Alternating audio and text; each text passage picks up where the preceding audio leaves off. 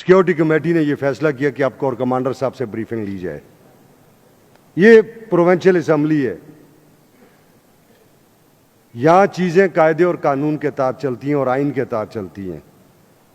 آئین کی کتابیں جو اختیارات ہمیں دیتی ہیں ہم اس کے تحت کام کرتے ہیں. ہم قطعاً کسی ایسے ادارے سے تعلق نہیں رکھتے جو آئین کی کتابوں کے اوپر چڑھ کے کھڑا ہوا ہے. ہم نے کور کمانڈر صاحب کو جو لیٹر لکھا ہے, کور کمانڈر صاحب اس صوبے میں فورسز کو کمانڈ کر رہے ہیں, پاکستان کی فورسز ہیں, تو بیرون ملک سے نہیں آئی ہوئی. اور اس صوبے کے اندر کوئی بھی کام ہو رہا ہے اسے یہ صوبائی اسمبلی بھی دیکھ سکتی ہے.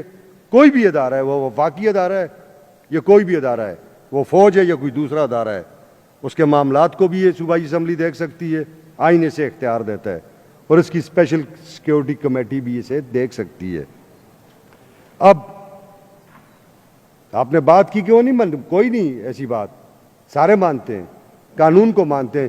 جب انہوں نے نہیں مانتا تو مارشل لا لگا دیتے ہیں, جو کہ اس ملک کو بہت دفعہ دیکھ چکے ہیں. تو انہیں لگ جائے گا تو کوئی نئی بات نہیں ہوگی, مگر جب تک کوئی ایسی بات نہیں ہے تب تک ہمارا آئین ان پلیس ہے اور آئین کے تحت ہی یہ چیزیں چلیں گی. اب کیا ہے جی, صوبائی اسمبلی کے رول آف بزنس 2025 آئین پاکستان کے آرٹیکل 67 اور 127 کو ملا کے پڑھیں. قاعدہ 223 اس کے ذیلی قاعدہ 3 کو پڑھیں.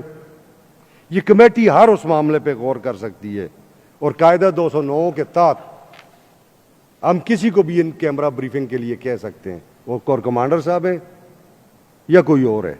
یہ کوئی ایسی بات نہیں ہے, کور کمانڈر بھی پاکستانی ہے, پاکستانی فورسز کو وہ لیڈ کر رہے ہیں اور ہم بھی پاکستانی ہیں. ہم اس صوبے کے لوگوں کے منتخب کردہ لوگ ہیں. آج ایسٹ انڈیا کمپنی کا وہ ٹائم نہیں ہے جب ایسٹ انڈیا کمپنی نے ریپریزنٹیشن کے نام پہ چند لوگ بٹھائے ہوئے تھے اور کمانڈ اور کنٹرول اس کا گورنرز کے پاس تھا جو فوج کے ذریعے کمانڈ اور کنٹرول کر رہے تھے. آج ایک آئین پاکستان ہے, آپ اس آئین پاکستان کے تحت ان چیزوں کو چلا رہے ہیں. تو آئین کا آرٹیکل 17 یہ ساری چیزیں جو ہے نا یہ پارلیمانی بالادستی کی بات کرتے ہیں اور فوج ہماری فوج ہے. چیئرمین بھی کہہ چکے, ہم بھی کہتے ہیں. تو اس کو غلط رنگ دینے کی یا اس سے غلط تاثر لینے کی ضرورت نہیں ہے. کور کمانڈر صاحب اگر مناسب سمجھیں گے تو وہ اپنے ادارے سے اس پہ رائے لے لیں گے.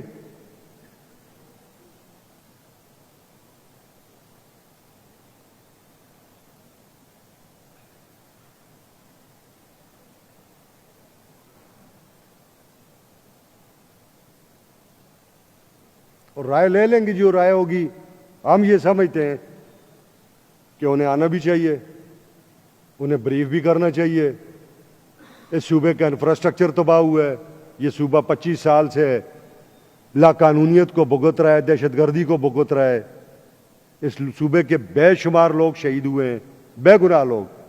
اس صوبے میں فورسز کے لیے فوج کے لوگ شہید ہوئے ہیں, ایف سیز اور لیویز کے لوگ شہید ہوئے ہیں, ہماری پولیس فورس کے لوگ شہید ہوئے ہیں.